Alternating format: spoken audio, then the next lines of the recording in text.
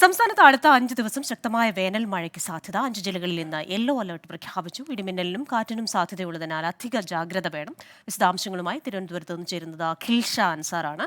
അഖിൽ, 2-3 ദിവസമായി നല്ല വേനൽ മഴ പലയിടത്തും കിട്ടുന്നുണ്ട്. അതേസമയം തന്നെ ആ വേനൽ ചൂടിനൊരു ചെറിയ ആശ്വാസമുണ്ടെങ്കിൽ പോലും ഇടിമിന്നലും കാറ്റും ഉണ്ടാകാൻ സാധ്യതയുണ്ട്. അതുകൊണ്ട് ആ കാര്യത്തിൽ ഒരു ജാഗ്രത വേണമെന്ന് കാലാവസ്ഥാ കേന്ദ്രം പറയുന്നുണ്ടല്ലോ.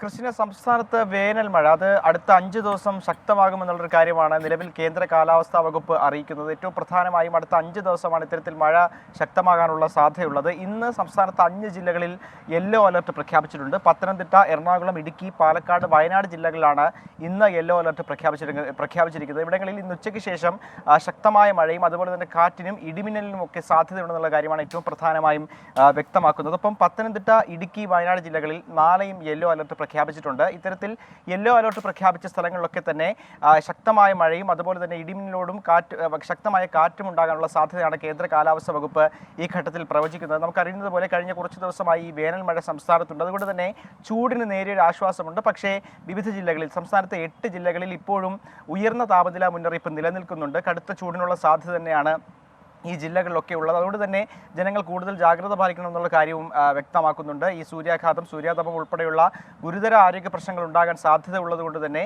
കൃത്യമായ ജാഗ്രത പാലിക്കണമെന്നുള്ള കാര്യം സംസ്ഥാന ദുരന്ത നിവാരണ അതോറിറ്റിയും വ്യക്തമാക്കുന്നുണ്ട്. ക്രിസ്റ്റീന. ശരി, തിരുവനന്തപുരത്ത് നിന്ന് വിശദാംശങ്ങൾ നൽകിയത് അഖിൽ ഷാ അൻസാറാണ്.